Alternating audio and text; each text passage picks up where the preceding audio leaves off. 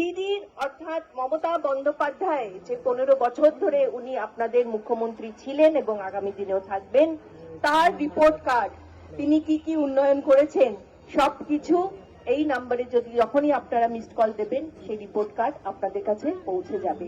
এবং শুধু শুনলে হবে না, সেটা আরো 10 জনকে আপনাদের বলতে হবে। বিশেষ করে আমাদের বর্ধমানের মা বোনেদেরকে বলবো যে দিদি আছেন বলে আপনারা ভালো আছেন, আপনাদের সন্তানরা ভালো আছেন, আপনাদের সংসার সুখে আছে, দুধে ভাতে আছে।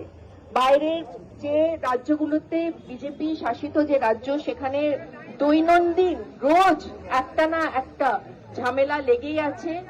সে ধর্মের নামে যে বিভাজন করছে, ধর্মের নামে ওরা রাজনীতি করে, আর দিদি রাজনীতি করে মানুষের ভালোবাসার জন্য, ভালোবাসার নামে, ক্ষমতার নামে নয়।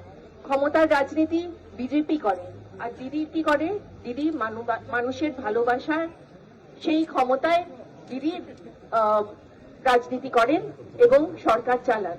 সেই জন্য আবারও বলবো যে অবশ্যই আপনারা মমতা দিকে ভোটটা দেবেন। খোকনদার মারফত বুঝে নেবেন যে মমতা দিকে আপনারা ভোটটা দিলেন।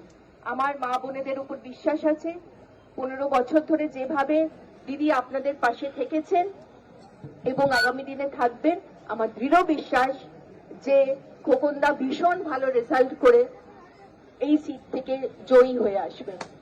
সবাই খুব ভালো থাকবেন এবং বিজেপিকে বলবো যে যতই করো হামলা, যতই করো হামলা, যতই করো হামলা,